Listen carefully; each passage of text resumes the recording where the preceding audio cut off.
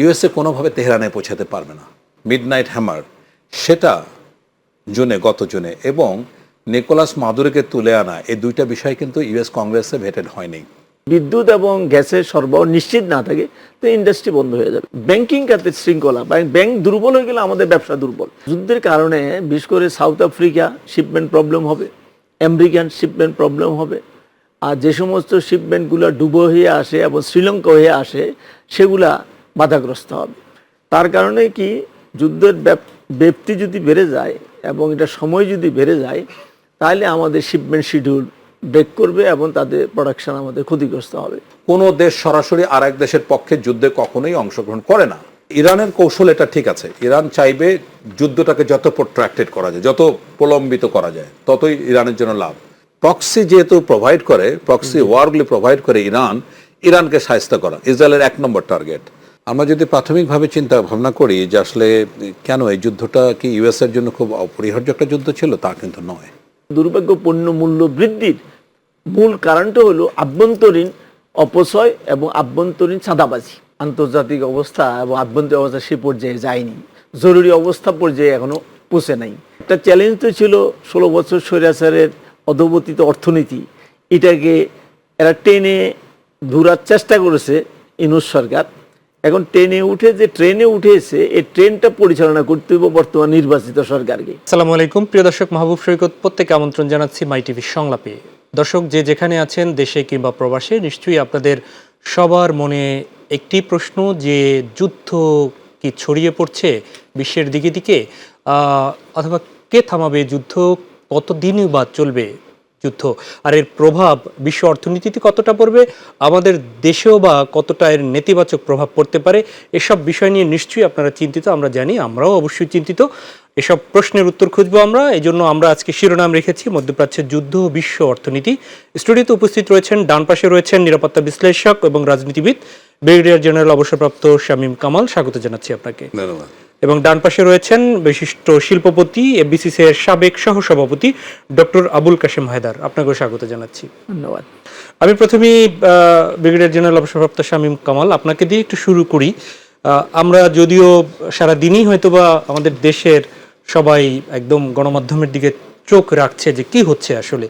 শ্রীলঙ্কা উপকূলে ইরানি জাহাজে মার্কিন সাবমেরিন হামলা করেছে, একদিক থেকে আমরা জানতে পেরেছি।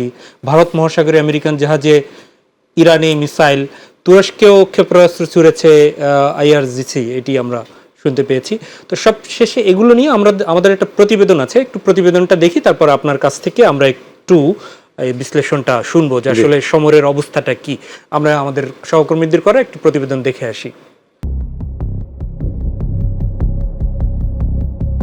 28 ফেব্রুয়ারি ইরান ইসরায়েল যুক্তরাষ্ট্র যুদ্ধ শুরুর পর থেকে এ পর্যন্ত 4 দিনে ইরানে নিহত হয়েছে 1097 জন বেসামরিক নাগরিক। নিহতদের মধ্যে 181 জন শিশু, যাদের বয়স 10 বছরের কম।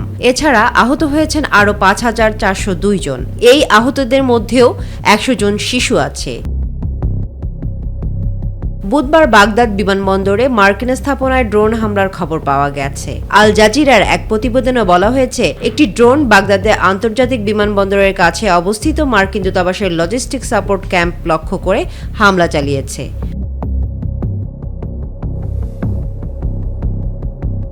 গত 4 দিনে আরব সাগর, হরমুজ প্রণালী এবং ওমান উপসাগরে অভিযান চালিয়ে ইরানের নৌবাহিনীর একটি সাবমেরিন এবং 17টি যুদ্ধ জাহাজ ধ্বংস করেছে মার্কিন বাহিনী। যুক্তরাষ্ট্রের প্রতিরক্ষা বাহিনীর কেন্দ্রীয় কমান্ড সেন্টকমের অন্যতম মুখপাত্র অ্যাডমিরাল ব্র্যাড কুবার নিশ্চিত করেছেন এ তথ্য। এই অভিযানে 50,000-এরও বেশি সেনা সদস্য, 200 যুদ্ধবিমান, 2টি বিমানবাহী রণতরী এবং যুক্তরাষ্ট্রের বোমারু বিমান অংশ নিচ্ছে। পাশাপাশি আরও সামরিক সক্ষমতা যোগ হচ্ছে।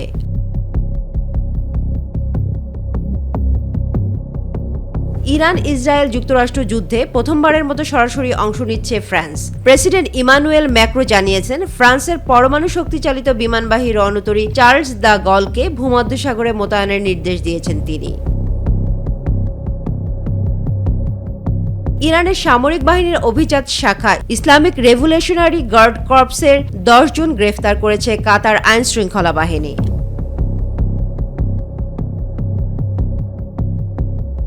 ইরানের assembly of experts Ayatollah Ali খোমেনির ছেলে মোস্তফা খামেনিকে পরবর্তী সুপ্রিম লিডার নির্বাচিত করেছে বলে জানিয়েছেন দেশটির স্থানীয় সংবাদ মাধ্যম ইরান ইন্টারন্যাশনাল। দীর্ঘ সময় ধরে পর্দার আড়ালে থেকে ইরানের ক্ষমতার কেন্দ্রবিন্দুতে সক্রিয় ছিলেন 56 বছর বয়সী এই মোস্তফা খামেনি। প্রিয় দর্শক, দেখছিলেন প্রতিবেদনটি। আমরা যাচ্ছি নিরাপত্তা বিশ্লেষক ব্রিগেডিয়ার জেনারেল অবসরপ্রাপ্ত শামীম কামাল আপনার কাছে। যুদ্ধের গতি আসলে কোন দিকে যাচ্ছে? যুদ্ধ কি ছড়িয়ে পড়ছে দিকে দিকে? জি, আপনাকে ধন্যবাদ মাই টিভি দর্শক শ্রোতা মণ্ডলী এবং আজকের সহবিজ্ঞ আলোচক। যে যুদ্ধ গতি প্রকৃতি এখন নিয়ন্ত্রণের বাইরে চলে যাচ্ছে ক্রমশ, এবং ইরান যেটা চাইছে যুদ্ধটাকে ছড়িয়ে দিতে, মার্কিন যুক্তরাষ্ট্র যেটা চাচ্ছে আরও প্রেসাইজ বা সংকুচিত করার জন্য। তো এখানে লক্ষ্য উদ্দেশ্য যেটা নির্ধারণ করা হয়েছে সেটা আসলে ইরানের জন্য এছাড়া আর কোনো পথ খোলা নাই। আমরা যদি প্রাথমিকভাবে চিন্তা ভাবনা করি যে আসলে কেন এই যুদ্ধটা কি ইউএসের জন্য খুব অপরিহার্য একটা যুদ্ধ ছিল, তা কিন্তু নয়। আমার ওয়ার স্ট্র্যাটেজি একটা জিনিস সবসময় আলোচনা করি যে কোনো একটা যুদ্ধ, এটা is that a war of necessity or war of choice. আমরা এখানে দেখতে পাচ্ছি ওয়ার অফ চয়েস। তো সেকেন্ড ওয়ার্ল্ড ওয়ারের পরে আপনি খেয়াল করে দেখেন শুধুমাত্র ইসরায়েল কেন্দ্রিক যে যুদ্ধগুলি হচ্ছে সেখানে কিন্তু ইউএসএ সরাসরি যুদ্ধে যোগদান করেছে। আরব ইসরায়েল ওয়ার যেগুলি হয়েছে 4টা, 48-এ, 56, 67 অ্যান্ড 73, প্রত্যেকটা যুদ্ধে কিন্তু আরবরা জয়লাভ করছিল, কিন্তু শেষ মুহূর্তে ইউএসএ সরাসরি ইউএসএ এয়ারফোর্স ডাইরেক্ট এখানে যোগদান করে যুদ্ধের গতি প্রকৃতি ঘুরিয়ে দেয়। তো দীর্ঘদিন ধরে নেতানিয়াহু যেটা চেষ্টা করছিল, যে 4টা অবজেক্টিভ নিয়ে কাজ করছিল নেতানিয়াহু, সেটা হচ্ছে যে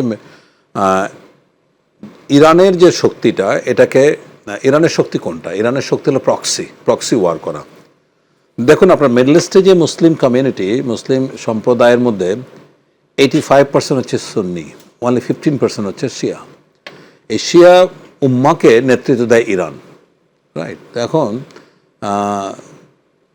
মুসলিম বিশ্ব যে আরব ওয়ার্ল্ড যেটা আছে, এটা কিন্তু প্রথম বিট্রয়াল যে অ্যাটিটিউড, সেটা কিন্তু প্রথম শুরু করেছে ক্যাম্প ডেভিডের চুক্তির মাধ্যমে আনোয়ার সাদাত 1973-তে। হ্যাঁ, এরপর থেকে মোটামুটি মুসলিম কান্ট্রিগুলি, ইসলামিক স্টেটস এবং জিসিসি কান্ট্রি বিশেষ করে, তারা আস্তে আস্তে ইউএসের অনুগত হয়ে যায় এবং তারা তাদের দেশের মধ্যে তাদের বেস স্টাবলিশমেন্ট থেকে সব কিছু তারা সম্মতি দিয়েছে। তো এমনও কথা আছে যে কোনো কোনো দেশ মনে করে যে লাইক সৌদি আরব বা কুয়েত, কাতার, তারা মনে করে যে তাদের নিরাপত্তা, তাদের সার্বভৌমত্ব এবং নিরাপত্তার দায়িত্ব ইউনাইটেড স্টেটস, এরকম একটা অপ্রচলিত কথাও বলা আছে।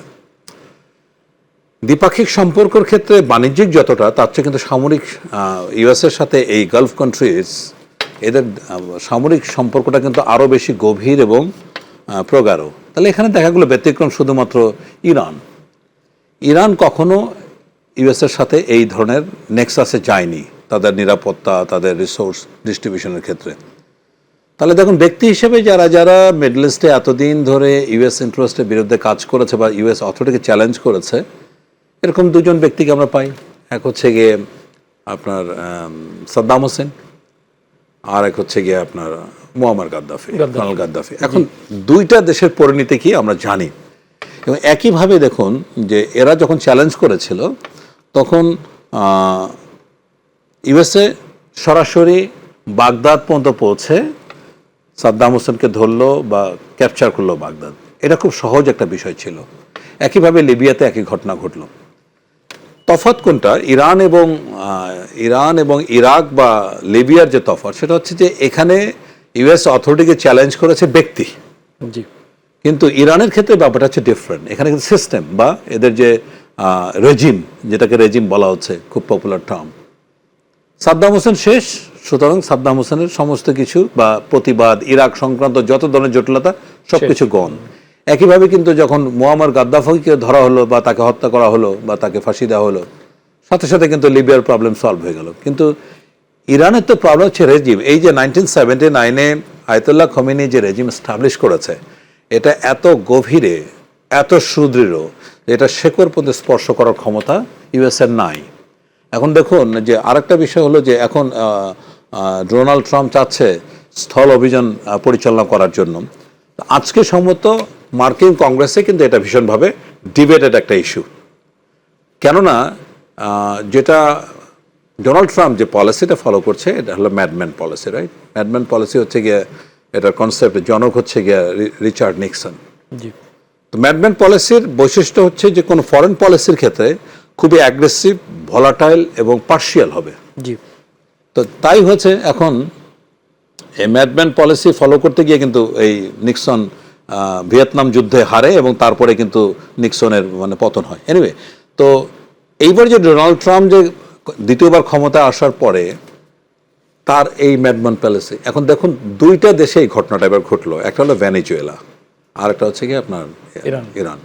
এই দুইটা দেশের একটা জায়গায় মিল আছে কি, দুইটা দেশ কিন্তু আপনার জ্বালানি, হিউজ জ্বালানি ডিপোজিট তাদের আছে। ভেনেজুয়েলা হচ্ছে পৃথিবীর অন্যতম একটা শক্তিশালী মানে ন্যাচারাল রিসোর্স বা তাদের জ্বালানি আছে। এখন কথা হচ্ছে যে ঠিক আছে, যেভাবে আপনার নিকোলাস মাদুরোকে তুলে নিয়ে এসে সহস্রিক জানুয়ারিতে ইউএসের ভিতরে বিচার করা শুরু করেছে, এটা তো ইরানের পক্ষে সম্ভব না। এই জন্য কিন্তু জটিলতাটা এখানে। এখন এর সাথে যেটা কমপ্লিমেন্টেড হয়েছে সেটা হচ্ছে যে ইসরায়েলের ব্যাপার। ইসরায়েল আসলে গত দীর্ঘদিন ধরে, কয়েক দশক ধরে যে কয়েকটা অবজেক্টিভ নিয়ে কাজ করছে, তার মধ্যে একটা হচ্ছে যে প্রথম হচ্ছে যে প্রক্সি যেহেতু প্রোভাইড করে, প্রক্সি ওয়ারগুলি প্রোভাইড করে ইরানকে শায়েস্তা করা ইসরায়েলের 1 নম্বর টার্গেট। 2 হচ্ছে যেসব প্রক্সি সেন্টার আছে লাইক লেবাননে হিজবুল্লাহ, ইয়েমেনে হুতি।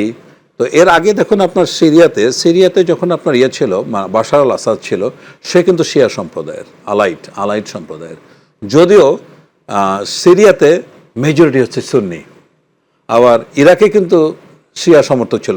সো লেবানন, ইরাক, ইয়েমেন, এই পুরা বেলটাই হচ্ছে গিয়ে অ্যান্টি ইসরায়েল প্রক্সি ওয়ারগুলি করে। তো ইসরায়েল চাচ্ছিল যে কোনো হোক না, যে কোনোভাবে হোক না এদেরকে শায়েস্তা করা, প্লাস ইরানের এই ক্ষমতাকে করা। থার্ড যেটা ছিল যে ইসরায়েল চেয়েছিল যে গ্রেটার ইসরায়েল কনসেপ্টে পুরো মিডল ইস্টকে ইসরায়েলের আদলে সাজানো, ইসরায়েলের ইচ্ছা মতো সাজানো। এবং ফাইনালি যেটা খুবই দুরূহ কাজ ছিল, সরাসরি ইউএসএকে যুদ্ধে সম্পৃক্ত করা। তাহলে এই 4টা অবজেক্টিভ যদি আপনি ধরেন ইসরায়েলের বেঞ্জামিন নেতানিয়াহুর, তাহলে কিন্তু ফাইনালি যখন ইউএসএ এই যুদ্ধটাতে যোগদান করলো, এটা সে সফল হয়ে গেল। তার মানে ইসরায়েলের যে অবজেক্টিভস, অল অবজেক্টিভস আর অ্যাটেন্ডেড। এখন আমরা পরবর্তীতে আপনার কাছে যখন আসবো সেই অবজেক্টিভ আসলে কতটা সফল হবে, আদৌ একটা অংশ তো ঠিকই আছে, সফল হয়েছে, কিন্তু সেটি পরিপূর্ণ সফল হবে কিনা বোঝার চেষ্টা করব। আমরা একটু ফিরে যাচ্ছি ডক্টর আবুল কাশেম হায়দার আপনার কাছে। সেটি হচ্ছে যুদ্ধ মানেই তো আসলে সব জায়গায় হাহাকারের একটা অবস্থা, যুদ্ধ মানেই তো অস্থিতিশীলতা, অস্থিরতা। তো সেই জায়গা থেকে এখন পর্যন্ত এই যুদ্ধটা আসলে বিশ্ব নৈতিক অবস্থা কিংবা বাণিজ্যের ক্ষেত্রে কতটা প্রতিবন্ধক হয়ে দাঁড়িয়েছে এবং এর সাথে বাংলাদেশ আসলে কতটা ক্ষতির সম্মুখীন হচ্ছে, একটু যদি আপনার কাছ থেকে শুনতে চাই। ধন্যবাদ আপনাকে, ধন্যবাদ মাই টিভি শ্রোতা মণ্ডলীকে। আসলে যুদ্ধ শুরু হওয়ার পর থেকে আমাদের ব্যবসায়ী মহলে একটা আতঙ্কের সৃষ্টি হয়েছে। কারণ এই যুদ্ধের ফলে আন্তর্জাতিক বাণিজ্য যেভাবে এফেক্টেড হয়েছে, আভ্যন্তরীণ বাণিজ্য সেভাবে এফেক্টেড হবে। কিন্তু আন্তর্জাতিক বাণিজ্য এফেক্টেডটা দেখা যাচ্ছে এই মুহূর্তে। যেমন আপনি ঢাকা এয়ারপোর্টে গেলে দেখবেন শত শত বিমান ফ্লাইট ক্যান্সেল হইতেছে। আমাদের হাজার হাজার যে কর্মজীবী মানুষ বিদেশে যাওয়ার কথা, তারা যেতে পারছে না। অনেকে চাকরিচ্যুত হবে, অনেকে তাদের যে ভিসা বাতিল হয়ে যাচ্ছে। তাহলে দেখা যায় এটা আন্তর্জাতিক এই যুদ্ধের কারণে আমরা ক্ষতিগ্রস্ত হচ্ছি এখানে। আর আন্তর্জাতিকভাবে যুদ্ধের এফেক্ট অলরেডি মার্কিন যুক্তরাষ্ট্রে দেখা দিয়েছে আগেই। আপনারা লক্ষ্য করছেন সেখানে যে নেতিবাচক বাণিজ্যিক সূচক দেখা যায়, সেটা যুদ্ধের কারণে সৃষ্টি হয়েছে। এখন সারা ওয়ার্ল্ড এই যুদ্ধের সাথে জড়িত হয়ে যাচ্ছে। ফ্রান্স যুদ্ধের সাথে জড়িত হয়ে যাচ্ছে, এরপরে যুক্তরাজ্য এর সাথে জড়িত হয়ে যাচ্ছে, আমেরিকা তো খুব জড়িত হয়ে গেল এবং পুরো মিডল ইস্ট এফেক্টেড হয়ে গেল। তার মানে কি এটা বলতে গেলে একটা বিশ্বযুদ্ধের রূপ নিয়ে যাচ্ছে। তো বিশ্বযুদ্ধের রূপ এভাবে নিয়ে নিলে সারা দুনিয়ায় অর্থনীতি দারুণভাবে ক্ষতিগ্রস্ত হবে এবং অর্থনীতি পলিসিগতভাবে যেমন ক্ষতিগ্রস্ত হবে, উৎপাদনমুখী গুলোও ক্ষতিগ্রস্ত হবে। আরেকটা সবচেয়ে ক্ষতি হবে যে সাপ্লাই চেইনটা নষ্ট হয়ে যাবে। যেমন এখন বিমানে যেরকম দেখা দিয়েছে অনিশ্চয়তা, তেমনি আপনার নৌতে স্টিমার যেটা, সেখানেও সমস্যা দেখা দিচ্ছে। এখন আমরা বাংলাদেশের অর্থনীতি তো আন্তর্জাতিক অর্থনীতির উপর নির্ভরশীল, এবং আমাদের বৃহত্তম অর্থনৈতিক খাত হলো তৈরি পোশাক শিল্প খাত। তা আপনারা জানেন যে তৈরি পোশাক শিল্প খাতের কিন্তু 65% ইম্পোর্টেড গুডস আমাদেরকে ব্যবহার করতে হয়। এরপরে আমাদের পুরো শিল্পের বেসিক যোগান যে জ্বালানি খাত, এটা কিন্তু আমদানি নির্ভর হয়ে গেছে। আমরা এখন পর্যন্ত বিদ্যুতের স্বয়ংসম্পূর্ণ অর্জন করতে পারিনি। সংখ্যার দিক দিয়ে স্বয়ংসম্পূর্ণ অর্জন করছি, কিন্তু আমাদের বিদ্যুতের চাহিদা, সে চাহিদা আমাদের পূরণ হয় না। সেটা কিন্তু আমাদের আভ্যন্তরীণ যে বিদ্যুৎ খাত আছে, সেটা কিন্তু সম্পূর্ণরূপে জ্বালানির উপর নির্ভরশীল এবং জ্বালানি আমদানি নির্ভরশীল। এখন এই যুদ্ধের পরে আমদানি দারুণভাবে ক্ষতিগ্রস্ত হওয়ার আশঙ্কা দেখা দিয়েছে। এখনো যদিও আমাদের স্টক যা আছে হয়তো কতদিন চলবে বলা যায় না। সরকার তো বলছেন যে 90 দিন পর্যন্ত কোনো অসুবিধা হবে না, মার্চ মাস পর্যন্ত বলছে। হ্যাঁ, তো মার্চ মাস মাস পর্যন্ত। আচ্ছা, বলছে যে মার্চ মাস পর্যন্ত অসুবিধা হবে না, পরবর্তীর কোনো এবং এলসি খোলা আছে, এটি মন্ত্রী বলেছেন। পরবর্তীতে অবস্থার আলোকে আমরা তখন সিদ্ধান্ত। কিন্তু এই শিপমেন্টগুলো যথাযথ করতে পারবে কিনা যুদ্ধের কারণে, এটাই তো সবচেয়ে আশঙ্কা। যেমন আরেকটা খাত দেখেন, আমাদের তৈরি পোশাক শিল্পে ব্যাকওয়ার্ড শিল্প হলো স্পিনিং খাত এবং টেক্সটাইল খাত। এই স্পিনিং খাতের পুরা র মেটেরিয়াল ইম্পোর্টেড হয় কিন্তু বিদেশ থেকে। আমাদের দেশে কোনো কটন উৎপাদন হয় না, 100% ইম্পোর্ট করি আমরা। সেই ইম্পোর্ট হয় আমেরিকা থেকে, হয় সাউথ আফ্রিকা থেকে, তারপর যে হলো আপনার অস্ট্রেলিয়া থেকে, এবং কিছু আমাদের প্রতিবেশীদের ভারত থেকে হয়। তো এখন যুদ্ধের কারণে বিশেষ করে সাউথ আফ্রিকা শিপমেন্ট প্রবলেম হবে, আমেরিকান শিপমেন্ট প্রবলেম হবে, আর যে সমস্ত শিপমেন্টগুলো ডুবো হয়ে আসে এবং শ্রীলঙ্কা হয়ে আসে, সেগুলা বাধাগ্রস্ত হবে। তার কারণে কি, যুদ্ধের ব্যাপ্তি যদি বেড়ে যায় এবং এটা সময় যদি বেড়ে যায়, তাহলে আমাদের শিপমেন্ট শিডিউল ব্রেক করবে এবং তাদের প্রোডাকশন আমাদের ক্ষতিগ্রস্ত হবে। তো মূল জ্বালানি শক্তি যদি বাধাগ্রস্ত হয় এবং র মেটেরিয়াল বাধাগ্রস্ত হয়, তখন দেখেন যে অটোমেটিক উৎপাদন বাধাগ্রস্ত হবে। আর উৎপাদন বাধাগ্রস্ত হওয়ার পরে আপনার এক্সপোর্ট বাধাগ্রস্ত হবে। এবং গত 3 মাসের এক্সপোর্ট কিন্তু সূচক ঊর্ধ্বমুখী নয়, নিম্নমুখী। কিন্তু এই যুদ্ধের পরে এক্সপোর্টের সূচক আরও নিম্নমুখী হওয়ার সম্ভাবনা আছে। এটা একটা ভয়ের কারণ। বাই দিস টাইম আরেকটা যেটা আমাদের শিল্প খাতে গত 1.5 বছরে অন্তর্বর্তী সরকারের যে চেষ্টা, সেই চেষ্টা এইটুকু বলা যায় যে ব্যাংক এবং আর্থিক খাতকে তারা একটা পর্যায়ে নিয়ে আসছে। অর্থাৎ লিকেজটা তারা বন্ধ করেছে, বিদেশে অর্থ পাচার তারা বন্ধ করেছে। কিন্তু বড় সফলতা তাদের, অত রিমিটেন্সে তাদের বিরাট একটা সফলতা আমাদের স্বাভাবিক ছিল।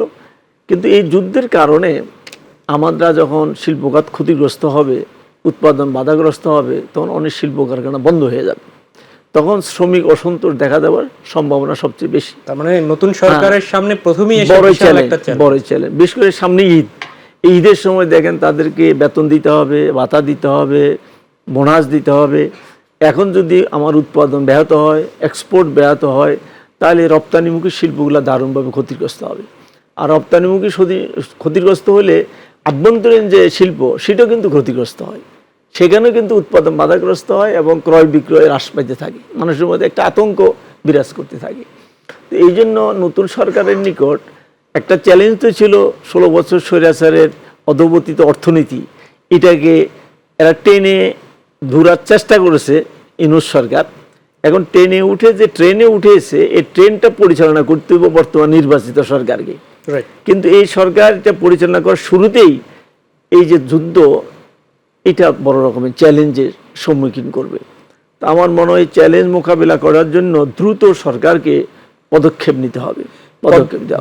পদক্ষেপগুলো কি নেওয়া উচিত, আপনার কাছে সেই প্রশ্নে ফিরবো।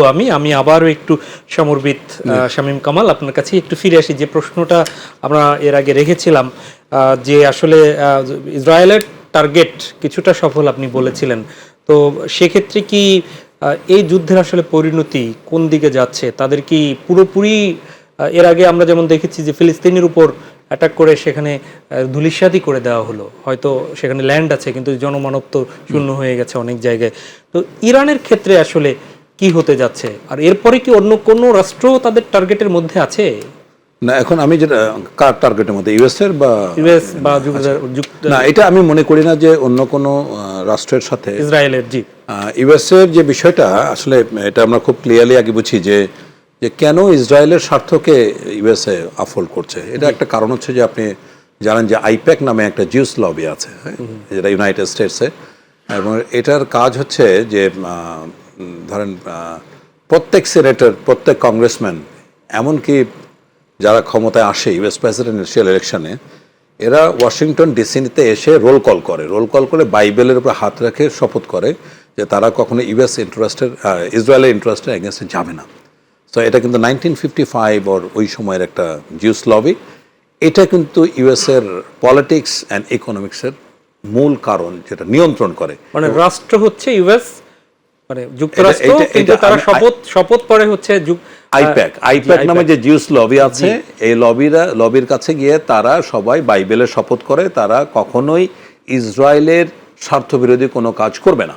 ইন্টারেস্টিং। হ্যাঁ, তো সুতরাং এটার ক্ষেত্রে এর বিনিময়ে কি করে, প্রেসিডেন্সিয়াল ইলেকশন থেকে শুরু করে সেনেট আর রিপাবলিক নির্বাচনের যাবতীয় খরচ এরা বহন করে, আইপ্যাক বহন করে। সো এই কারণে ইউএসএ দেখেন আপনার 1945-এর পরে, সেকেন্ড ওয়ার্ল্ড ওয়ারের পরে, এই একটা মাত্র দেশ যার সাথে এইটা নিয়ে মানে 6 বার সরাসরি যুদ্ধে অংশগ্রহণ করলো, ইউনাইটেড স্টেটস সরাসরি। 1948, 56, 67 আর 73, এই 4টা আরব ইসরায়েল ওয়ার হয়েছে। এই 4টা আরব ইসরায়েল ওয়ারে প্রত্যেকটাতে আরবরা জিতছিল, কিন্তু ফাইনালি ইউএস এয়ারফোর্স সরাসরি যুদ্ধে পার্টিসিপেট করে যুদ্ধের মোড় ইসরায়েলের পক্ষে ঘুরিয়ে দিয়েছে, রাইট? সুতরাং আপনি দ্বিতীয় কোনো উদাহরণ দেখতে পাবেন না। তো এর আগে যে আপনার মিডনাইট হ্যামার যে অপারেশন হলো জুনে 12 দিনের জন্য, এইটা ছিল ইসরায়েলকে খুশি করার জন্য একটা যুদ্ধ। এখানে কিন্তু $2 বিলিয়ন খরচ করেছে, মানে ইভেন 36 আওয়ার্স কন্টিনিউয়াস ফ্লাই করে এসে এখানে বাস্টার্ড মানে বম্বিং মানে ইয়ে করে তারপরে নাতান সহ যে সাইটগুলোতে বম্বিং করেছে, তারপর চলে গেছে। সো এইটাই হওয়া উচিত ছিল লিমিট। কিন্তু যখন আপনার এইবার যুদ্ধে সরাসরি পার্টিসিপেট করলো, এই যুদ্ধটার কারণটা কি ছিল আপনি দেখেন। এর মধ্যে ওমানের পররাষ্ট্রমন্ত্রী কিন্তু 2 রাউন্ড অলরেডি শান্তি আলোচনা সফলভাবে সম্পন্ন করেছে। সো এই সপ্তাহে জেনেভাতে ফাইনাল রাউন্ড বসার কথা। এবার তখন কি বললো ওমানের পররাষ্ট্রমন্ত্রী যে না, 2 পক্ষই আলোচনা অত্যন্ত অগ্রগতি হয়েছে, তারা তাদের রাষ্ট্রের কাছে, তাদের দেশের কাছে ফিরে গিয়ে মতামত দিবে এবং আশা করা যায় একটা আলোচনা হবে। এখন এখানে যে পয়েন্টগুলি ছিল তার মধ্যে 2টা জায়গায় ইরান প্রচণ্ডভাবে আপত্তি করলো। যে ইউএসের পক্ষ থেকে যেটা পয়েন্ট ছিল, একটা হচ্ছে তাদের ব্যালিস্টিক মিসাইল যে পুরো সিস্টেম আছে এটা নিয়ে আলোচনা করতে চায়, আর দ্বিতীয়ত হলো মানে তাদের ইউরেনিয়াম ডিপোজিট পাইলিং। এই যে ঘটনাটা, এই 2টা ঘটনা, এই 2টা পয়েন্টে ইরান আপত্তি করে বসলো যে না, এই 2টা বিষয়ে আমি আলোচনা করবো না, বিকজ এগুলি হচ্ছে আমার সার্বভৌমত্বের সাথে জড়িত, আমার নিজের। বারবার মানে ইরান বারবার বলছে আমার যে ইউরেনিয়াম ডিপোজিশন এটা ফর পিসফুল এঙ্গেজমেন্ট।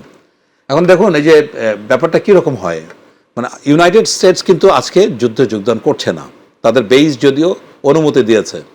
এখন ডোনাল্ড ট্রাম্প তো তার অনেক ধরনের পাগলামি আছে। আজকে একটা ইন্টারভিউতে বলছে যে স্টারম্যানের সাথে কথা বলার পরে বলছিল যে it's not Winston Churchill with hmm I am talking. হ্যাঁ, মানে চার্চিল হলে ব্যাপারটা বুঝতো বা তাকে সহায়তা করতে, এরকম ব্যাপার। এখন আমি ব্রিটিশ প্রধানমন্ত্রীকে খুব হাইলি অ্যাপ্রিসিয়েট করি একটা জায়গায়, সে কেন এই যুদ্ধে যোগদান করছে না, এর রেফারেন্স টেনেছে 2003-এর ইরাক যুদ্ধ 2। আমি ওই সময়টায় মানে 1999-এ আমি এমন একটা জায়গায় ছিলাম, এই যে তখন পয়েন্টটা বলা হচ্ছিল যে সাদ্দাম হোসেনের মাস ডিস্ট্রাকশন ওয়েপন আছে, তাই না? এইটা এই প্লিতে যুদ্ধ করলো। আমি ওই জায়গাটা ছিলাম যেখানে তার মাস ডিস্ট্রাকশন ওয়েপনগুলি ছিল বলে দাবি করছে। এটা জাস্ট সিম্পল কয়েকটা বেইজ যেখানে ওটা স্কার্ট বসানো ছিল, হ্যাঁ, যেটার কোনো মানে মূল্য ছিল না। এই প্লিতে আজকে ব্রিটিশ প্রধানমন্ত্রী বলছে যে না, আমরা 2003-এর থেকে শিক্ষা নিতে চাই, এবং এই যে 2003-এ যে ইউকে যে ইউএস এর সাথে যুদ্ধে পার্টিসিপেট করেছে, এর জন্য ইউকে কে প্রচণ্ডভাবে হিউমিলিয়েট হয়েছে।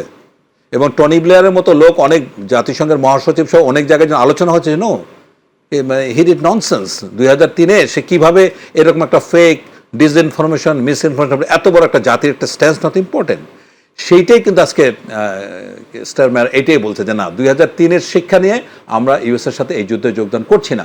এটি ওনাদের জন্য তো বলা অনেক অনেক সাহসের এবং অনেকটা অবাক করার, প্রজ্ঞার বিষয়, অবশ্যই প্রজ্ঞার বিষয়। ফ্রান্স যেরকম এগিয়ে আসছে, ফ্রান্স তার বাল্টিক সাগর এলাকা থেকে নিউক্লিয়ার ড্রিভেন মানে পাঠিয়ে দেয়। ফ্রান্স কেন এগিয়ে আসলো? তার কি না, তার হচ্ছে টার্গেট কি? তার কয়েকটা বেইজ আছে, তার কয়েকটা বেইজ আছে মিডল ইস্টে যেটা আক্রান্ত হয়েছে বলে দাবি করা হচ্ছে। হ্যাঁ, তার মধ্যে একটা হচ্ছে কি আপনার গ্রিক সাইপ্রাসের এখানে একটা বেইজ আছে যেটাতে মানে আক্রান্ত হয়েছে বলে। এখন দেখুন আপনার ইরান কি করছে, সেই সাইপ্রাসে গেছে, মিডল ইস্টও গেছে 27টা, মানে ইরান চাচ্ছে যুদ্ধটাকে যতটা ছড়িয়ে দেওয়া যায়। কারণ ইরানের জন্য এখন কিন্তু ওয়ালে পিঠ থেকে গেছে, ইরানের জন্য আর কোনো অস্তিত্ব মানে রক্ষা করার জন্য আর কোনো বুদ্ধি নেই। কিন্তু এখানে ইরানের যে সবচেয়ে বড় দুইটা হাতিয়ার, সেটা হচ্ছে কি হরমুজ প্রণালীকে যদি সে ব্লকেট দিয়েছে বলে অলরেডি ঘোষণা দিয়েছে, এবং ওখানে কিন্তু 3টা ট্যাঙ্কার অলরেডি জ্বলছে ব্রিটিশ এবং ইউএস এর। হ্যাঁ, এবং প্রায় 750 ট্যাঙ্কার মানে হরমুজ থেকে বাইরে গিয়ে অ্যাঙ্কর করে আছে, 150টা মুখের মধ্যে আছে, রাইট? এরকম একটা সময় হরমুজ হচ্ছে ইরানের সবচেয়ে মারাত্মক হাতিয়ার, যেটা অলরেডি সে ইউজ করে ফেলছে, রাইট? এখন এখানে যেটা আজকে কিন্তু ভোটাভুটি হচ্ছে, কংগ্রেসে ভোটাভুটি হচ্ছে যে মানে এর পরবর্তী অপারেশনে যাবে কিনা। এখন এর জন্য ডোনাল্ড ট্রাম্প কংগ্রেস প্রেসিডেন্টকে যে চিঠিটা দিয়েছে, এই চিঠিটা খুবই ইন্টারেস্টিং। এই চিঠিটাতে বলেছে যে পৃথিবীতে সবচেয়ে ভয়ানক দেশ যা আমেরিকার স্বার্থের বিরুদ্ধে কাজ করতে পারে, এটা হলো ইরান। প্রত্যেকটা নাগরিক, প্রত্যেকটা স্থাপনা এবং প্রত্যেকটা প্রতিষ্ঠান আজকে হুমকির মুখে, বিকজ তারা এটা করেছে। এবং কারণটা কি? কারণ হচ্ছে তারা নিউক্লিয়ার ওয়েপন তৈরি করার দ্বার প্রান্তে। কিন্তু নিউক্লিয়ার, আমরা তো ওয়ার স্ট্র্যাটেজি একটা জিনিস বুঝি, আপনার যদি নিউক্লিয়ার ওয়েপন থাকে আপনি কি তারা টেস্ট করবেন। উত্তর কোরিয়া কি করে, কিছুদিন পর পর একটা করে বাস করে দেখায় যে আমার আছে এটা, রাইট? তো এখন যেমন ইন্ডিয়াতে আমরা জানতাম না যে তাদের নিউক্লিয়ার ওয়েপন আছে। 73-তে পোখরানে তো টেস্ট করলো, তাহলে আবার কেন 99-এ আবার কেন টেস্ট করতে গেল? মানে কিছুদিন পর পর রিনিউয়াল করে। এখন ইরানের কি আছে না আছে এটা আমরা তখনই বুঝবো যখন তারা বার্স্ট করবে, দুই একটা এক্সপ্লোশন করবে। এখন ইরানের তো খুব লেজিটিমেট একটা কথা যে আমি তো নিউক্লিয়ার ওয়েপন আমি নিউক্লিয়ার পাওয়ার করছি আমার পিসফুল এনগেজমেন্টের জন্য, কিন্তু এই একটা কথায় প্লি ধরে আমাকে বারবার আক্রমণ করা যাচ্ছে। এখন কথা হচ্ছে যে ইরানের যেটা সবচেয়ে বড় শক্তি, এটা হচ্ছে এটার geopolitical location. Iran naturally protected একটা দেশ, পৃথিবীর সবচেয়ে ন্যাচারালি প্রোটেক্টেড একটা দেশের মধ্যে একটা হচ্ছে ইরান। প্রসঙ্গটি আমাদের ছিল যে বর্তমান অবস্থার প্রেক্ষিতে আসলে আমাদের কি করা দরকার বলে মনে করেন আমাদের সরকারের পক্ষ থেকে, কিংবা আপনারা যারা বিজনেস কমিউনিটির যারা রয়েছেন তারা কি ইতিমধ্যেই এই বিষয়টিকে নিয়ে আমলে নিয়ে বসেছেন? আপনাদের তো বিভিন্ন প্ল্যাটফর্ম আছে, তারা এখনো বসা মনে করছেন কিনা, সরকারকে কি করা জরুরি মনে করছেন, একটু যদি বলেন। আসলে হঠাৎ করে নতুন গভর্নমেন্টের কাছে এই যুদ্ধটা একটা বড় চ্যালেঞ্জ হয়ে দাঁড়িয়েছে। জি, এই চ্যালেঞ্জে মোকাবেলা যেমন আভ্যন্তরীণ করতে হবে সরকারকে, আন্তর্জাতিকভাবেও করতে হবে, এবং ভূ রাজনৈতিকভাবেও বাংলাদেশ একটা চ্যালেঞ্জের মুখে আছে। এই জন্য সর্বপ্রথম যে জিনিসটা দরকার সেটা হলো যেমন আন্তর্জাতিক বাণিজ্য এবং রাজনীতিতে দক্ষতার এবং কৌশলের পরিচয় দিতে হবে। কারণ আমাদেরকে ব্যালেন্স করে চলতে হবে, যেটা আমাদের নীতি। কারোর সাথে শত্রুতা নয়, সবার সাথে বন্ধুত্ব যে নীতি, আসলে বন্ধুত্ব সবার সাথে সমানভাবে রাখা যায় না। তো এই জন্য ভূ রাজনীতিটা খুব গুরুত্বপূর্ণ আমাদের কাছে। একদিকে হলো চীন, আরেকদিকে হলো ভারত, আরেকদিকে হলো মার্কিন যুক্তরাষ্ট্র। কাজে এই তিন শক্তির সাথে ব্যালেন্স করে বাংলাদেশকে অর্থনৈতিকভাবে আগাইতে হবে এক। আর এই জন্য আমি যেটা বলবো, সর্বপ্রথম যেটা দরকার, এই জন্য এই নতুন সরকারের সুশাসন প্রতিষ্ঠা করতে হবে।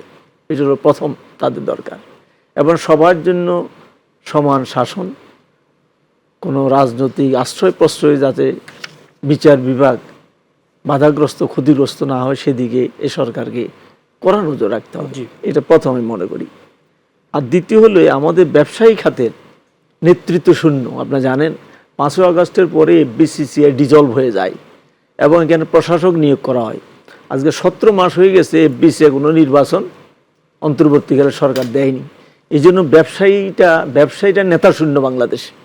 যেমন রাজনৈতিকভাবে যেমন নেতাশূন্য ছিল, অন্তর্বর্তী সরকার চালিয়েছে, এখন নির্বাচিত হয়েছে, নেতৃত্ব আসছে, কিন্তু আমাদের ব্যবসায়ীদের এফবিসিআই নির্বাচন এখনো হয়নি। এই জন্য প্রথম এই সরকারের কাছে আমাদের দাবি থাকবে যে দ্রুত এফবিসিআই নির্বাচন দিয়ে ব্যবসায়ীদের নেতৃত্ব প্রতিষ্ঠা করতে হবে। তার নেতৃত্ব প্রতিষ্ঠা না হলে আমাদের বিভিন্ন শাখা উপশাখা, বিভিন্ন খাত উপখাতের এগুলো সমন্বয় সাধন কে করবে? এফবিসিআই ছাড়া দ্বিতীয় কেউ করার নাই। এক একটা সমিতি এক একটা সেক্টর ডিল করে, যে বিজিএমই একটা সেক্টর, বিটিএমই একটা, বিকেএমই একটা, এইভাবে সেক্টর ভিত্তিক তারা অ্যাড্রেস করে, এই সমন্বয় করে এফবিসিসিআই। এই জন্য নির্বাচনটা জরুরি, এত প্রথম এটা আমি মনে করি। আর দ্বিতীয় যে পদক্ষেপটা, সেটা হলো এই ব্যবসার জন্য, এই যুদ্ধকালীনের জন্য আমাদের জ্বালানি এবং বিদ্যুৎ খাতের নিশ্চয়তা, এটার তড়িৎ ব্যবস্থা নিতে হবে। প্রথম হলো আমি জ্বালানি খাতে বলবো যে আমাদের যে খনিজ সম্পদ আছে, আমাদের তেল আছে, এটা উত্তোলনের জন্য পেট্রোবাংলাকে দিয়ে আমাদের কূপ খননের জন্য প্রজেক্ট গ্রহণ করতে হবে। নিজস্ব সম্পদে যদি আমরা দাঁড়াতে না পারি, শুধু আমদানির উপর নির্ভর করে আমাদের ইন্ডাস্ট্রিয়াল গ্রোথ হবে না। বিগত 16 বছর 17 বছর ধরে আমাদের দেশে কূপ খনন হয়নি, গ্যাস কোথায় আছে খনন হয়নি, সব বন্ধ। যেমন আমরা বিরাট সমুদ্র সীমা পেয়েছি, কিন্তু সমুদ্রে যে আমাদের প্রচুর গ্যাস আছে, আমরা এটার কোনো টেন্ডারও এখনো পর্যন্ত করিনি, খনন প্রক্রিয়া আমরা যাইনি। এই জন্য আমাদের সম্পদ আহরণের জন্য পদক্ষেপ নিতে হবে সরকারকে, এবং দ্রুত সময়ের মধ্যে। আর যে বিদ্যুৎ খাতগুলো আছে এগুলোকে চলমান রাখার ব্যবস্থা করতে হবে। কারণ যদি বিদ্যুৎ এবং গ্যাসের সরবরাহ নিশ্চিত না থাকে, তো ইন্ডাস্ট্রি বন্ধ হয়ে যাবে। আপনি এখনও জানেন যে অনেক জায়গায় গ্যাসের অভাবে, বিশেষ করে ঢাকা থেকে ময়মনসিংহ যে লাইনটা, এই নারায়ণগঞ্জ লাইনটা, এদিকে কোনো গ্যাস সাপ্লাই থাকে না। আমাদের ম্যাক্সিমাম ইন্ডাস্ট্রি গ্যাস সাপোর্ট পায় না, এবং 24 ঘন্টার মধ্যে 12 ঘন্টা ফ্যাক্টরি চালানো যায় না। তো এই জন্য এখনও যদি একই অবস্থা চলে আর এই যুদ্ধ অবস্থায়, তখন আমাদের শিল্প খাত আরও ক্ষতির সম্মুখীন হবে। এই জন্য জ্বালানি স্বল্পতাকে আমাদের দূর করতে হবে। তৃতীয় আমি যেটা বলবো এই সরকারকে দৃষ্টি দেওয়ার জন্য, যেটা অন্তর্বর্তী সরকার দিয়েছে, সেটা হলো ব্যাংকিং এবং আর্থিক খাত। এইখানে দলীয় প্রভাব মুক্ত করে ব্যাংকিং এবং আর্থিক খাতে প্রফেশনালি পরিচালনা করতে হবে। এবং এখানে যে লুটপাট হয়েছে, এখানে যে অর্থ পাচার হয়েছে, এখানে ব্যাংকগুলোকে যে অর্থশূন্য করে ফেলছে, এটা যে পদক্ষেপ অন্তর্বর্তী সরকার নিয়েছে, সেটা ধারাবাহিকতা বজায় রাখতে হবে। আপনারা জানেন যে 5টা ব্যাংকে একাত্র করে সম্মিলিত ইসলামী ব্যাংক হচ্ছে, কিন্তু ব্যাংক হয়ে গেছে, কিন্তু এখন পর্যন্ত আইনগতভাবে এটার এখন স্বীকৃতি পায়নি। নাম দেওয়া হয়ে গেছে, কিন্তু এখনও এটা পদক্ষেপ, কিন্তু সরকার এসে বলেছে যে এটা অব্যাহত থাকবে। আমরা চাচ্ছি যে ব্যাংকিং খাতের শৃঙ্খলা, ব্যাংক দুর্বল হয়ে গেলে আমাদের ব্যবসা দুর্বল। যেমন অনেক ইন্ডাস্ট্রি আমাদের সিক হয়ে গেছে শুধু ব্যাংকিং খাতের সাপোর্ট না পাওয়ার কারণে। এই যে 5টা ব্যাংক দুর্বল এবং 10 থেকে 12টা ব্যাংক অতি দুর্বল, এগুলোর কারণে হাজার হাজার শিল্প কিন্তু দুর্বল হয়ে গেছে আমাদের। আপনি বলেন গার্মেন্টস বলেন, কিংবা স্টিল মিল বলেন, কিংবা অন্য যে কোনো খাতের শিল্প, এই ব্যাংকের সাপোর্ট না পাওয়ার কারণে এলসি করতে পারছে না, র মেটেরিয়াল ইম্পোর্ট করতে পারছে না, ডলার পেমেন্ট দিতে পারে নাই, এই কারণে সিক হয়ে গেছে। এই জন্য ব্যাংকিং খাতটি অ্যাড্রেস করাটা খুবই জরুরি। আরেকটা যেটা আমি মনে করি, আভ্যন্তরীণ অর্থের জন্য রুগ্ন শিল্পের জন্য সরকারকে একটা বিশেষ পদক্ষেপ নেওয়া উচিত। এই বিগত সরকারের আমলে দলীয় দৃষ্টিকোণের কারণে যারা আওয়ামী লীগ করে নাই বা তাদের দলের সাপোর্টার ছিল না, তাদের ব্যবসা বাণিজ্যকে ভিন্ন চোখে দেখা হয়েছে। তাদের ঠিকমতো এলসি করতে দেওয়া হতো না, তাদের গ্যাস লাইন ঠিকমতো দেওয়া হতো না, বিদ্যুৎ ঠিকমতো দেওয়া হতো না, নানানভাবে হয়রানির শিকার হতো। এই জন্য অনেকগুলো শিল্প রুগ্ন হয়ে গেছে। এই রুগ্ন শিল্প উদ্ধারের জন্য সরকারকে বিশেষ পদক্ষেপ নিতে হবে। আমি মনে করি এক্ষেত্রে বাংলাদেশ ব্যাংক এবং মাননীয় গভর্নর, উনি ব্যবসায়ী লোক, উনি বুঝবেন যে এদেরকে বিশেষ সহায়তা দিতে হবে। বিশেষ সহায়তা বলতে কি, এদের সুদ মকুব করতে হবে, দীর্ঘমেয়াদী রিশিডিউল করে দিতে হবে, এবং ওয়ার্কিং ক্যাপিটাল দিয়ে এদের এই ফ্যাক্টরিগুলো চালু করতে হবে। সেটা গার্মেন্টস আছে, টেক্সটাইল আছে, স্পিনিং আছে, হ্যাঁ, জুতা শিল্প আছে, স্টিল মিল আছে, নানান খাতে আপনার এই রুগ্ন শিল্প হয়ে আছে। আর চতুর্থ যেটা আমি বলবো জরুরি দরকার, এই যুদ্ধকালীন এই আমাদের খাত ভিত্তিক সমস্যাগুলোকে আইডেন্টিফাই করতে হবে। কারণ আমাদের তো অনেকগুলো খাত, এক একটা খাতের সমস্যা এক এক ধরনের। এই জন্য সরকারকে দ্রুত একটা টাস্কফোর্স গঠন করার জন্য আমি পরামর্শ দেব, করে এই খাতগুলোর সমস্যা কি এটাকে চিহ্নিত করা। বিশেষ করে বিদ্যুৎ খাতের সমস্যা কি, জ্বালানি খাতের সমস্যা কি, তার ব্যাংকিংয়ে কি সমস্যা আছে, তারপরে যেমন অবকাঠামোতে কি সমস্যা আছে, আইন শৃঙ্খলা কি সমস্যা আছে, শ্রমিক কর্মচারী এবং মালিকদের কি সমস্যা আছে, এগুলা আইডেন্টিফাই করে খাতভিত্তিক যদি অ্যাড্রেস করা যায় তখন দেখা যাবে যে খাতভিত্তিক উন্নয়নটা সহজ হবে। অ্যাজ ফর এক্সাম্পল আমি আপনাকে বলি, যেমন চামড়া শিল্প, এই দেশে প্রচুর চামড়া প্রোডাকশন হয় আমাদের, কিন্তু এই চামড়া শিল্পের প্রপার ইন্ডাস্ট্রি না থাকার কারণে আমরা চামড়া মূল্য পাই না। আমাদের দেখা যায় কাঁচা চামড়াই আমাদের রপ্তানি করতে হয়, অথচ প্রসেস করে যদি আমরা রপ্তানি করতে পারি আমরা কয়েক গুণ আমরা অর্থ এখানে পাই।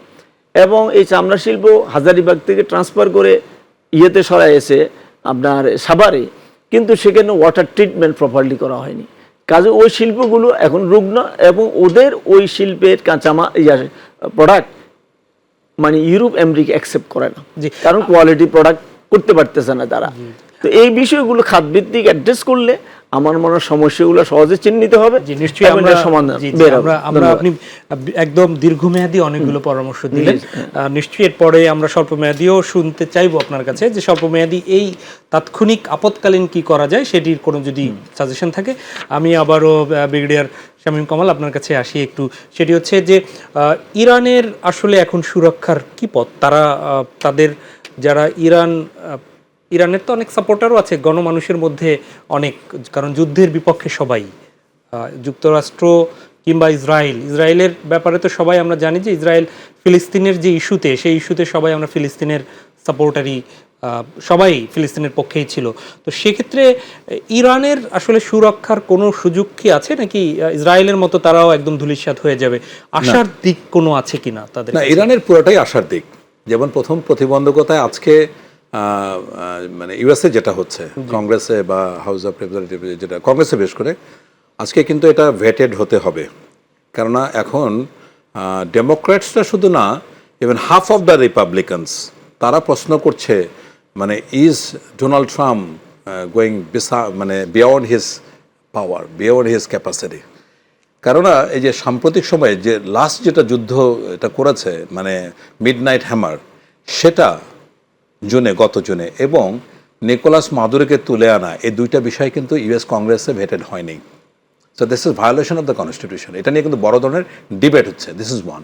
সেকেন্ডলি হচ্ছে, আমরা অবজেক্টিভ যদি দেখি, মানে একটা মিলিটারি অপারেশনের সেন্টার অফ গ্র্যাভিটি থাকে, যেটাকে ক্যাপচার, শত্রু চাইবে আপনারটা ক্যাপচার করতে, আপনি যাবেন শত্রুটা ক্যাপচার করতে। যদি আপনি সফল হন তাদেরটা ক্যাপচার করবেন, আর যদি তারা সফল হয় তাহলে আপনারটা ইয়ে করবে। এর মধ্যে যেটা একটা অবস্থান থাকে সেটাকে বলা হয় যে কালমিনেশন, মানে এমন একটা জায়গা যেখানে গিয়ে কোনো ফোর্সে আর কোনো ফোর্সকে প্রভাবিত করতে পারে, এটা হলো কালমিনেশন। তাহলে মানে ওই শক্তিটাকে আমরা পরাজিত শক্তি ভাববো, যে যারা কালমিনেশনে পৌঁছায় গেছে। এখন ইউএসের যে মিলিটারি পাওয়ার, মানে এইটা তো এত ম্যামাত, এত হিউজ, এটা কোনো রেশিওতে আসবে না। আপনি যদি বলেন যে 102, 100 এবং অনুপাতে 2 ইরান, ব্যাপারটা তাই। ইরানের কিন্তু ওই সামরিক শক্তি নাই যে ইউএসের মিলিটারি পাওয়ারকে চ্যালেঞ্জ করতে পারে। কিন্তু ইরানের যেটা আছে, ইরানের সেন্টার অফ গ্র্যাভিটি যদি হয়, এটা সহজ না। ইউএসএ যেভাবে আপনার সাদ্দাম হোসেনকে বাগদাদে গিয়ে ক্যাপচার করতে পারছে, আবার যখন লিবিয়াতে গিয়ে গাদ্দাফিকে করতে পেরেছে, এখানে ইউএসএ কোনোভাবে তেহরানে পৌঁছাতে পারবে না। কেন? কারণ হচ্ছে যেটা বললাম যে ইরানিতে একটা রুটি আছে, খুব পছন্দের রুটি, এটাকে নানে বারবারি বলে। এইটা পিজার মতো অনেকটা। তো পিজা যেরকম, ইরানের ভূপ্রকৃতি কিন্তু সেরকম। পুরা ইরান প্রোটেক্টেড হচ্ছে দুইটা বড় বড় পাহাড় দিয়ে, জাগ্রোস অ্যান্ড এলব্রুজ। এই দুইটা পাহাড় দিয়ে পুরো, যেমন পিজার যেমন উপরটা উঁচু থাকে না, মাউন্টেন, এটা হলো এরকম মাউন্টেনাস। এবং যে মুহূর্তে আপনার পাহাড় শেষ, তারপরে মরুভূমি স্টার্ট। এবং এই মরুভূমি কাবির অ্যান্ড লুত, এই দুইটা মরুভূমি আছে। এইটার এক্সটেন্ড উইথ হচ্ছে 1500 কিলোমিটার। তাহলে আপনি চিন্তা করেন, একটা উঁচু পাহাড় পার হলেন, তারপরে 1500 কিলোমিটার যদি আপনার ডেজার্ট থাকে, ইম্পসিবল।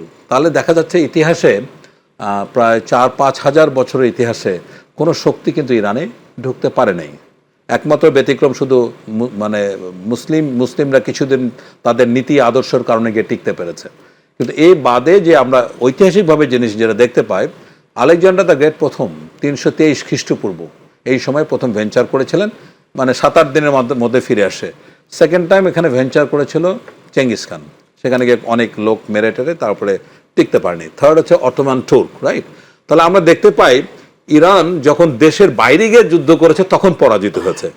গ্রিক পার্সিয়ান ওয়ার দুইটা যুদ্ধ হয়েছিল, তখন জেরক্সিস অ্যান্ড দারিউস ছিল ইরানের মানে পার্সিয়ান রাজা, তারা গ্রিসে যখন গেছে তখন হেরেছে। কিন্তু এ পর্যন্ত পৃথিবীতে কোনো শক্তি নাই যারা ইরানে ঢুকে মানে জয়লাভ করতে পেরেছে। এখন ডোনাল্ড ট্রাম্প যখন যুদ্ধটা শুরু করে তখন 5টা অবজেক্টিভ বলেছিল। এই 5টা অবজেক্টিভের মধ্যে একটা ছিল যে ইরানের নিউক্লিয়ার ক্যাপাসিটিকে মানে এরা যেন কোনো সময় নিউক্লিয়ার ওপেন বানাতে না পারে ওই পর্যায়ে তাদেরকে ব্যাহত করা।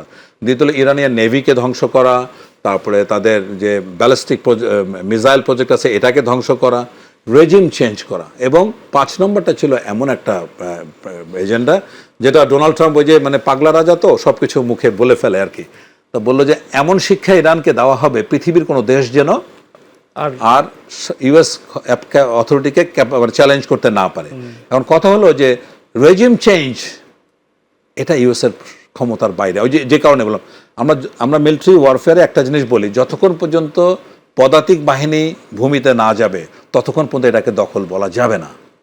সো আপনি যতই বম্বিং করেন, একদম নাস্তানাবুদ করে দেন, একদম তোড়াবোড়া করে ফেলেন, কিন্তু এটাকে আপনার দখল কোনোদিন বলা যাবে না। যেভাবে আপনার বাগদাদে গিয়ে শহীদ ইমাম খামেনি এই যে হত্যা করা তাকে হলেন খামেনিকে, তার মাধ্যমে রেজিম চেঞ্জের ন্যূনতম কি কোনো সুযোগ তৈরি? কোনো সুযোগ হয়নি।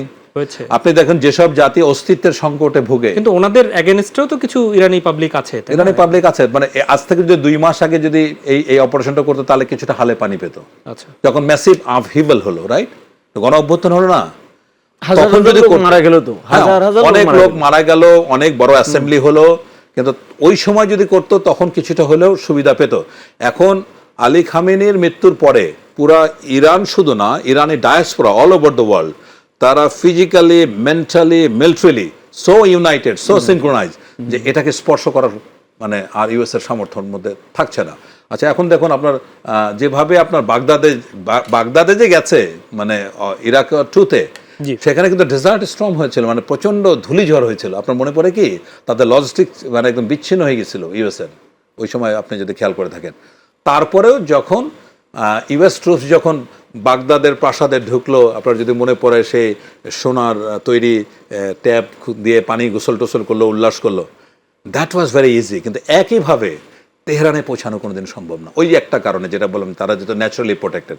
তাহলে কথা হলো যে দেখেন, আপনি নেতৃত্বের কথা বলছেন, যারা যে জাতি পৃথিবীর ইতিহাসে যে জাতিগুলি অস্তিত্বের সংকটে চ্যালেঞ্জ বা যুদ্ধ করছে, তাদের নেতৃত্ব তৈরি হয় সকাল বিকাল। আপনি প্যালেস্টাইনে দেখেন, ইসমাইল হানিয়াকে যদি সকালে হত্যা করে, দুপুরে তাদের নেতা যাচ্ছে। এই যে এখানে ইরানের ক্ষেত্রে কি হলো দেখেন, 3 সদস্য বিশিষ্ট যে কাউন্সিল করা হলো, ইরানের সংবিধান 111 অনুযায়ী এই 3 সদস্যই কিন্তু ঠিক করবে পরবর্তী স্পিরিচুয়াল নেতা কে হবে। অলরেডি আজকের মধ্যে হয়তো বা হয়ে গেছে, রাইট, মর্তুজা খামেনি, এটা অনেকদিন আলোচনার মধ্যে ছিল। এবং এই যে সিস্টেম, তার মানে কি এরকম যদি 10 জন খামেনিকেও হত্যা করে, রেজিম কিন্তু চেঞ্জ করতে পারছে না। এবং এইটা যদি নাই পারে, তাহলে এখন ইউএস এর জন্য একমাত্র পথ আছে কোন রকম বলা যে তাদের এইটা ধ্বংস হয়েছে, খামেনিকে হত্যা করা হয়েছে, নাও ওই ছেড়ে দেওয়ার মাধ্যমে কি ওখানেও পরিবারতন্ত্রের কোনো একটা না, ইরানের সিস্টেমটা এরকম না। ইরানের তার সন্তানই কেন হলো? ইরানের যে আপনার তিনজন তো এখন মানে সিদ্ধান্ত দিয়েছে, 3 জন কে? প্রধান বিচারপতি গোলাম হোসেন, 2 নম্বর কে প্রেসিডেন্ট পেজেশকিয়ান, আর 1 নম্বর তো হচ্ছে যিনি মানে ইয়াতে ছিলেন। এখন এই 3 জন তো রাষ্ট্রের সবচেয়ে গুরুত্বপূর্ণ ব্যক্তি, তারাই সিদ্ধান্ত নিল। মোর ইন্টারেস্টিংলি ওনাদের 88 সদস্য বিশিষ্ট একটা কমিটি আছে যারা স্পিরিচুয়াল লিডার ঠিক করে। এখন চিন্তা করলো যে সেই 88টার সিস্টেমে এখন যাওয়াটা প্রয়োজন নাই, এখন তড়িঘড়ি করে হলো। এটা কোনো ওই ইরানের যে রাজতন্ত্র, ইরানের যে আপনার ইসলামিক শাসন ব্যবস্থা যেটা প্রচলন করেছে, এইটা এত সলিডিফাই করেছে, এত গভীরে নিয়ে গেছে যে এইটা কোনো রাজতন্ত্র বলেন, গণতন্ত্র বলেন, কোনো কিছু স্পর্শ করতে আমি ফিরবো। আমি একটু বোঝারও চেষ্টা করব যে মুসলিম বিশ্বের অন্যান্য দেশের আসলে অবস্থা কি ইরানের ব্যাপারে, এবং এই যে যুদ্ধ ছড়িয়ে দেওয়ার পেছনে কৌশলটা কি। তার আগে একটু আপনার কাছে আবার ফিরি, সেটি হচ্ছে যে স্বল্প মেয়াদী পরিকল্পনায় বাংলাদেশ সেখানে অনেকে এই যে রেশনিং ব্যবস্থা শুরুর কথা বলেছিল যে একদম আমাদের ক্রাইসিস লেগে গেলে তখন কি করবে, এটি না করে কি সরকার এখন থেকেই তেলের রেশনিং অথবা বিদ্যুতের রেশনিং এই পদ্ধতির কি যাওয়ার যৌক্তিকতা কোথাও দেখেন কিনা, বা গোটা পলিটিক্যাল পার্টিগুলোকে এখনই ডাকা বা ব্যবসায়ী প্রতিনিধিদের সাথে বসা, এই পরিস্থিতি কি এখনই চলে যাওয়ার গভর্নমেন্টের দরকার কিনা, কি মনে করেন? না, এখনো আন্তর্জাতিক অবস্থা এবং আভ্যন্তরীণ অবস্থা সে পর্যায়ে যায়নি, জরুরি অবস্থা পর্যায়ে এখনো পৌঁছে নাই। তা আমি তবুও মনে করি, আমি তো আগে দীর্ঘমেয়াদী কতগুলো পরিকল্পনার কথা বললাম, জি, এই যুদ্ধকালীন সময় এখন 2-3টা পদক্ষেপ গভর্নমেন্ট জরুরিভাবে নেওয়া দরকার। প্রথম আমি যেটা মনে করি সেটা হলো জ্বালানি আমদানি নিশ্চয়তা করা। জি, আমাদের যেটুকু জ্বালানি আমদানি করি আমরা, এটা যে কোনোভাবে সংগ্রহের নিশ্চয়তা করা, এলসি করা, সরবরাহ নিশ্চিত করে আনা, যাতে আমাদের ইন্ডাস্ট্রিয়াল গ্রোথটা, ইন্ডাস্ট্রিগুলো বন্ধ না হয়ে যায়। এটা সরকারকে জরুরি নিতে হবে, এই জন্য অর্থের ব্যবস্থা করতে হবে এবং নিশ্চয়তা করতে হবে। দ্বিতীয় কথা হলো খাদ্যপণ্যের মজুদ সাফিসিয়েন্ট করতে হবে। যদি যুদ্ধটা দীর্ঘমেয়াদী হয় তাহলে আমদানিগত খাদ্যপণ্যের শর্ট পড়ে যেতে পারে। এখনও আমাদের সহজ পথ আছে যে খাদ্যপণ্য মজুদ চেক আপ করে আমরা এখনও বার্মা থেকে, আমরা এখনও পাকিস্তান থেকে, আমরা ইন্ডিয়া থেকে, হ্যাঁ, বা চায়না থেকে আমরা আমাদের খাদ্যপণ্য মজুদ করতে পারবো, যেটা আমাদের জরুরি। এটা করা দরকার। আরেকটা দিকে সাধারণ মানুষের জন্য পণ্যের মূল্য নিয়ন্ত্রণ, এটার কন্ট্রোলিংটা খুবই দরকার, এটার তদারকি খুবই দরকার। এটা তদারকি করতে গেলে লিডারশিপ প্রয়োজন, যেটা আমি বললাম ফেডারেশন। এখন লিডারশিপ নেই, বাংলাদেশের ব্যবসায়ীদের লিডার নেই। ওখানে সরকারি একজন জয়েন্ট সেক্রেটারি অ্যাডমিনিস্ট্রেটর করে এফবিসিসিআই সাজানো হয়েছে। উনি আসেন, মাসের শেষে চেক সাইন করেন, কর্মচারী বেতন দেন। এই যুদ্ধকে কেন্দ্র করে বাংলাদেশের সব ব্যবসায়ীরা তো একদম সৎ তা না। তো সেক্ষেত্রে কি এই যে মানে সিন্ডিকেট করা কিংবা কোনো কিছু, সিন্ডিকেট তো অলরেডি বাংলাদেশে আছে। সিন্ডিকেট তো এটিকে কেন্দ্র করে আবার সবকিছু এটা হবে। এই জন্য বললাম পণ্য মূল্য নিয়ন্ত্রণের জন্য পদক্ষেপ তাকে নিতে হবে এবং বাজার তদারকি করতে হবে, কঠোরভাবে তদারকি করতে হবে। এবং যে সিন্ডিকেট আছে, এই সিন্ডিকেট তো অন্তর্বর্তী সরকারও ভাঙতে পারে নাই।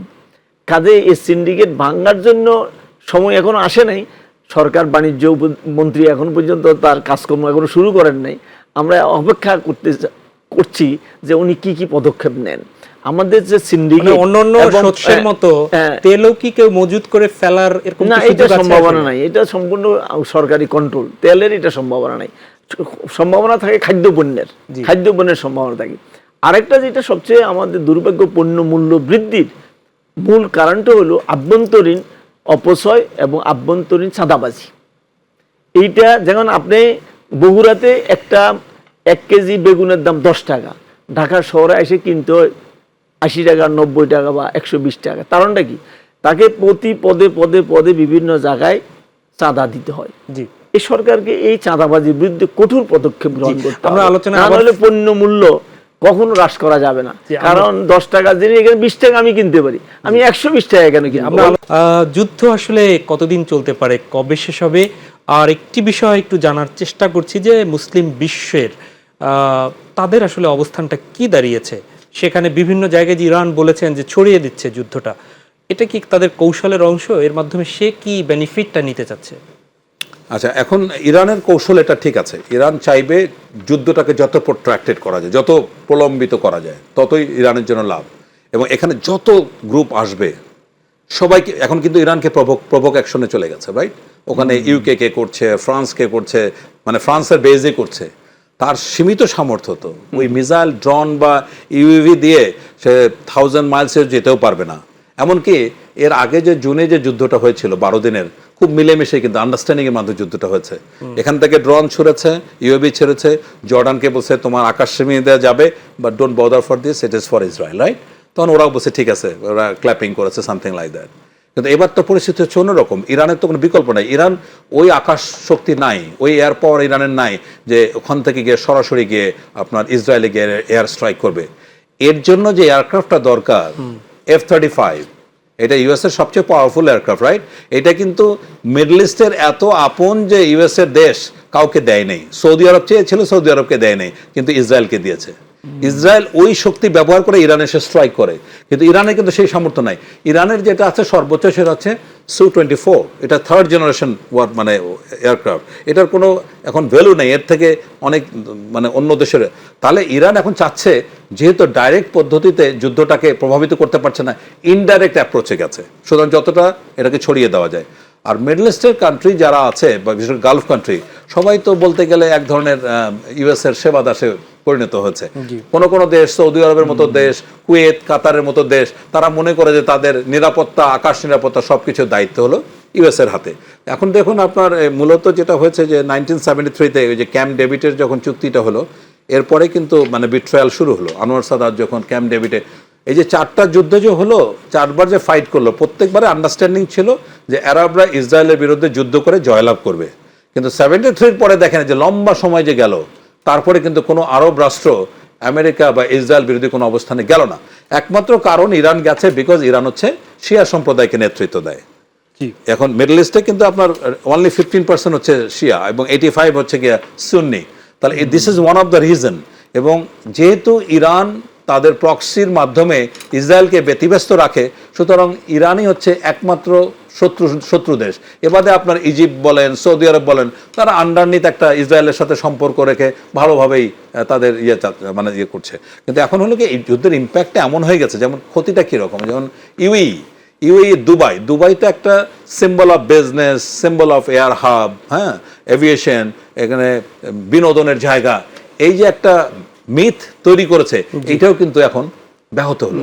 তারপরে যেটা সবচেয়ে বড়, দেখুন এখানে এই যুদ্ধটা কিন্তু শুধু ইরানের জন্য ক্ষতিগ্রস্ত তা না, যে দেশগুলি আছে এই পাইপলাইনে 37% আপনার 37% জ্বালানি সৌদি আরব একাই করে, রাইট? এই 37.2% আবার চায়না একাই এটা সংগ্রহ করে।